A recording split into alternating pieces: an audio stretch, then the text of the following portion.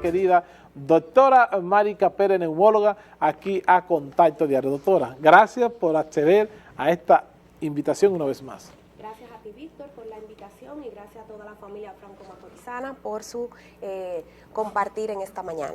Qué bueno, gracias a usted, doctora, por, como siempre, acceder a esta invitación y precisamente, doctora, como decíamos al principio, quisimos invitarla para que usted nos hiciera una serie de aclaraciones. Si son, ya conocemos, ¿verdad?, de esta variante del COVID-19 que es el Omicron. Y nosotros, mientras leíamos el artículo que publicaba la doctora Evangelina Soler, expresidenta de la Sociedad Dominicana de Neumología, ella hablaba sobre la peligrosidad y de esta subvariante, ¿verdad?, que ya más adelante usted nos aclarará el asunto del tema, y es la subvariante BA4 y BA5, donde ella decía que es más contagiosa, ¿verdad?, que la que dejó el Omicron en enero y febrero. Y quisiéramos que la doctora, en su condición de neumóloga, pues nos aclarara qué significa eso, doctora, y de qué tenemos, en qué tenemos que estar a la expectativa.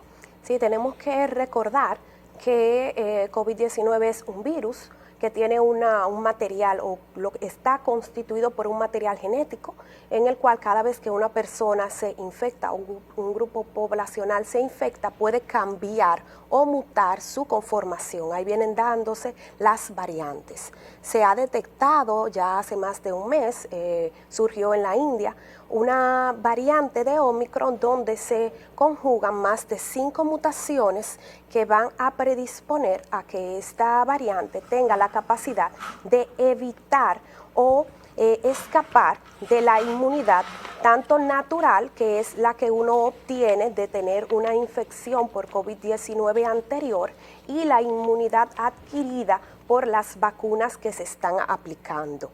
¿Qué ocurre con esto? Esto quiere decir que una persona, aunque ya haya tenido COVID-19 anteriormente, puede infectarse de nuevo y aunque esté con un esquema de vacunación completo, puede reinfectarse. Pero ¿qué ocurre? Vemos que a pesar de que tiene una alta contagiosidad, es decir, tiene menos criterio para poder infectarse a una persona, vemos que los pacientes están haciendo infecciones menos graves. Todavía en República Dominicana no tenemos una detección, no se ha realizado una determinación de esta variante, pero se estima que como ya está detectada en Estados Unidos, debe de estar ya circulante en la República Dominicana y se espera que el incremento de los casos que hemos visto en las últimas semanas sea secundaria a esta.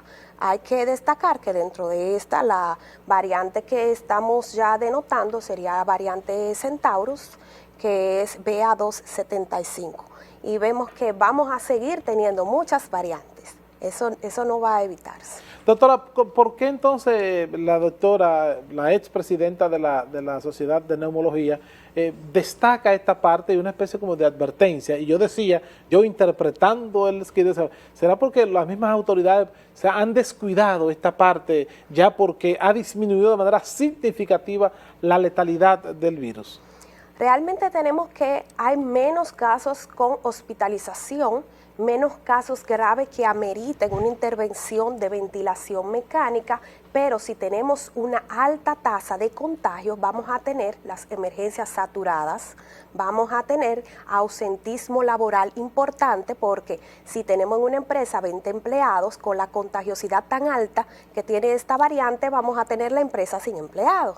Entonces tenemos que tratar de evitar no solamente los casos graves que van a saturar la unidad de cuidados intensivos, sino también los casos graves que van a saturar las emergencias y que van a significar una alta tasa de ausentismo a nivel de los trabajos donde están las personas.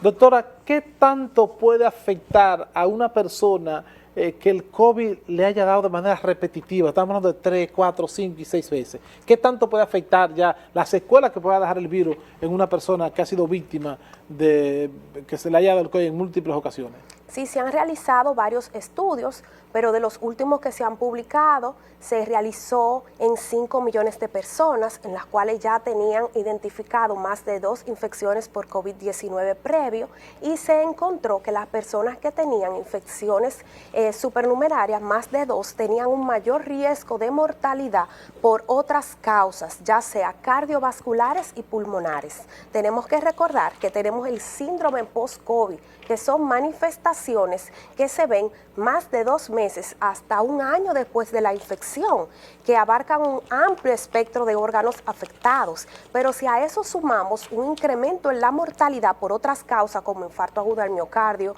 eventos cerebrovasculares, tenemos entonces que prevenir que la población se nos esté reinfectando de forma recurrente, porque ya vemos que ese estado inflamatorio que deja la infección por COVID-19 sí tiene alteración en otros órganos, incrementándonos la mortalidad de la población.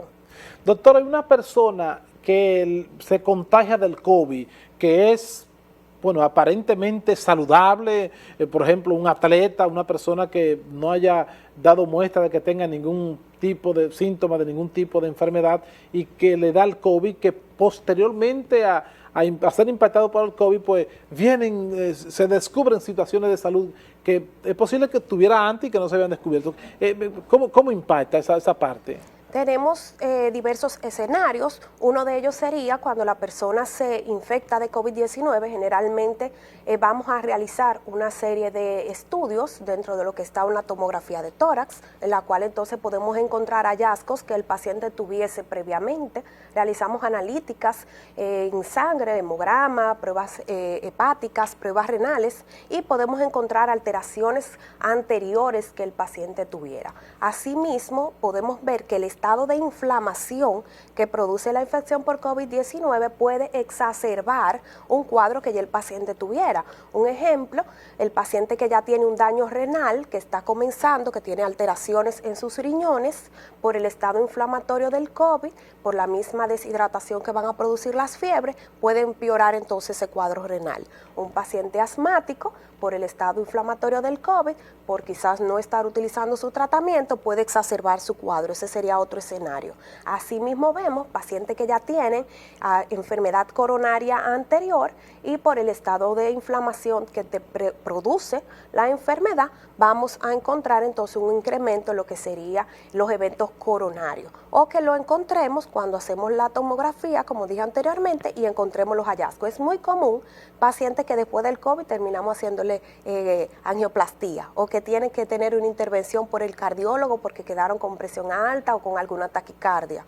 Es muy común, así como los eventos cerebrovasculares. Hay pacientes que llegan a la emergencia que no pueden movilizar un lado, una hemiparesis, pensamos, bueno, un derrame cerebral, y cuando vemos COVID-19, que quizás de forma directa estimuló, ¿verdad?, el daño cerebral en ese paciente. Eso lo hemos visto muy frecuente, y solamente el tiempo y los estudios que se realizan nos va a aclarar cuál es la magnitud de las secuelas que vamos a ver con COVID. Aumento de contagio, definitivamente, disminución de la letalidad.